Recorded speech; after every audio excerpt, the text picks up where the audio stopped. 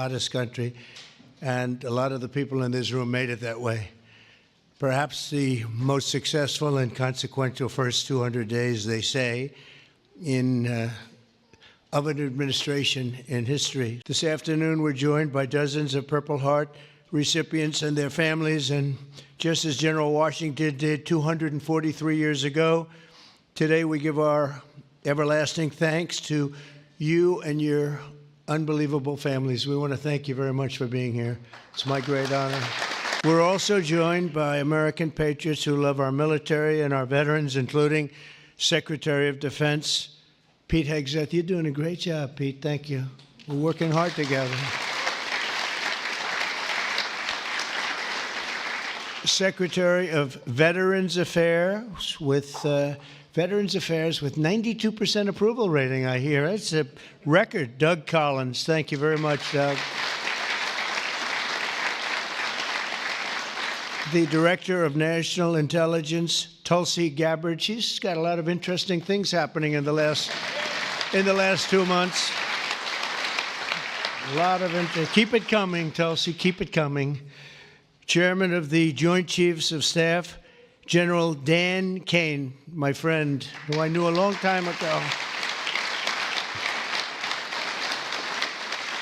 He got rid of ISIS in record time. They said it was going to take 4 to 5 years. He did it in 4 weeks. That's when I said, if I get into this again, I'm going to make him the chairman of the Joint Chiefs, and that's what happened. Great job, and he did an incredible job in Iran. I want to thank you very much. Great job, General. We're also joined by the Marine Corps veteran who co-managed my 2024 campaign, a fantastic talent in many ways after he was wounded in battle for our country in Operation Desert Storm, Chris LaCivetta. So where is Chris? Where is Chris? Chris, stand up, Chris.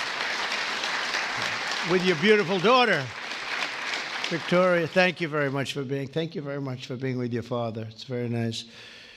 Every Purple Heart tells a story of courage, sacrifice, and purpose. It speaks of a price paid for the soldier beside you, the country behind you, and the generations of Americans yet to come.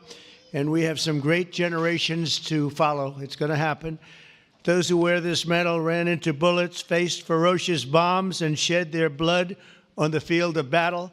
We will never forget what they did. We will always use them as an example of bravery and courage and strength.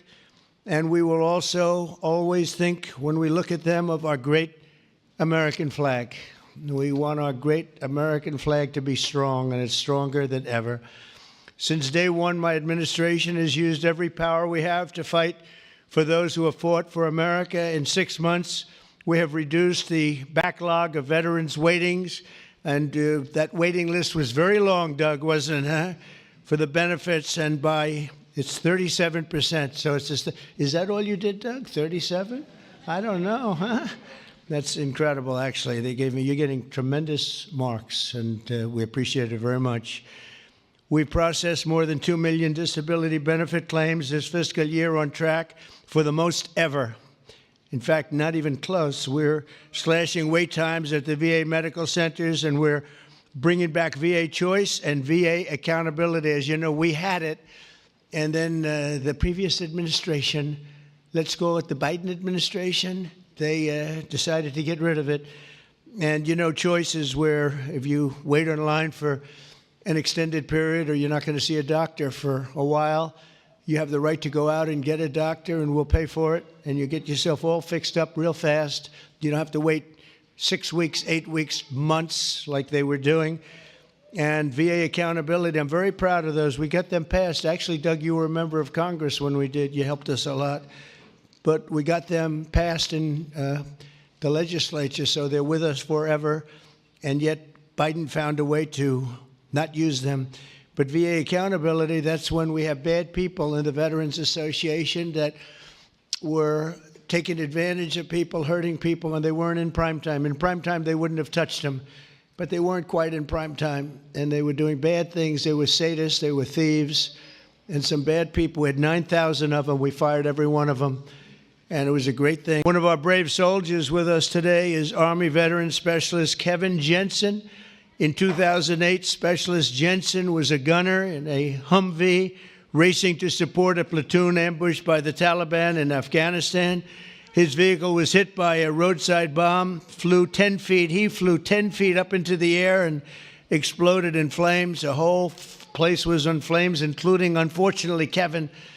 But he suffered deep third-degree burns, and all over his body he was in trouble, big trouble. Despite the agony, he selflessly ran to the aid of his platoon leader, who was engulfed, or just absolutely, everyone thought he was gone. He was engulfed in fire.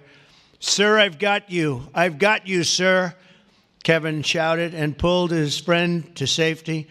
Specialist Jensen earned the Purple Heart, and he's here today with the platoon leader whose life he saved and our newly sworn-in VA Undersecretary for Medical Affairs, Captain Sam Brown. Also with us is 24-year Army veteran Brian Willett. In 2010, Staff Sergeant Willett was conducting a resupply mission in Afghanistan when his vehicle was struck by a roadside bomb. You know who did the roadside bomb, right? Soleimani. Where is he? Where is he? Where is Soleimani? He did. He was the father of the roadside bomb. They say 92% of the people who got either killed or badly hurt, it was Soleimani. He was the one that did it more than anybody else by far. Leaving this person very seriously injured 7 months later, Brian's teenage son, Private Kevin Willett, who was also deployed to Afghanistan, was standing guard when insurgent forces attacked with heavy fire. The grenade knocked him out and knocked him right to the ground. He was in big trouble, but Kevin rose to his feet and successfully repulsed the attack on his camp, earning both the Purple Heart and Bronze Star for Valor. We're also joined by Marine Corps veteran Staff Sergeant Thomas Mateo, wounded 6 times during 2 tours in Vietnam. At the end of his first tour, shrapnel sliced open his abdomen and he was left bleeding, and they thought he was gone. He was on the jungle floor for a long period of time, but he recovered and chose to go back and fight. Thomas later continued to protect our citizens as police chief of Hialeah Gardens and Inverness. That's 2 good places. We love those places. We love Florida. Every time I ran there, I won, so I got to love it, right? Set records. We have the all-time record, Thomas, and he was one of the very rare 6-time recipients of the Purple Heart. Boy, you got hit. Where's Thomas? 6 times. You got to be kidding. That's pretty tough stuff. And look at you. You look fantastic. So did it have any negative impact on you, would you say, now that you're recovered, fully recovered, would you say? Do you get any extra aches and pains or anything? 2 prosthetic knees, sir. That's it. That's called an ache and a pain. That's right. I know. I have the whole list. It's amazing, and you look great. Thank you very much. That's some list. Thank you. It's amazing. Amazing. Last year, after an assassin tried to take my life in Butler, Pennsylvania, Thomas generously mailed me one of his Purple Hearts. Many of the other veterans showed me the same unbelievable gesture of kindness, including 3-time Purple Heart recipient John Ford and Gerald Enter Jr., who also came along with us and did us a great, great favor. Gerald, John, and Thomas, I want to thank you very much. What a great honor to get those Purple Hearts. I guess in a certain way it wasn't that easy for me either when you think of it, but you went through a lot more than I did, and I appreciate it all very much. One of the pilots came up and said to me, you know, we've been waiting for 22 years, my predecessors, because he was a young guy, but he said, we've been practicing this 3 times a year for 22 years. Who knew that, Pete? And I said, you mean you knew exactly what to do? He said, every single year, 3 times a year, we'd practice for that specific event. And you were the one that had the guts to do it, send us on our way. And I said, were you happy or unhappy about the fact that I said, he said, we couldn't get into the planes fast enough, right? And he said, well, you guys are different, but they're really talented people and special. We've had some incredible success.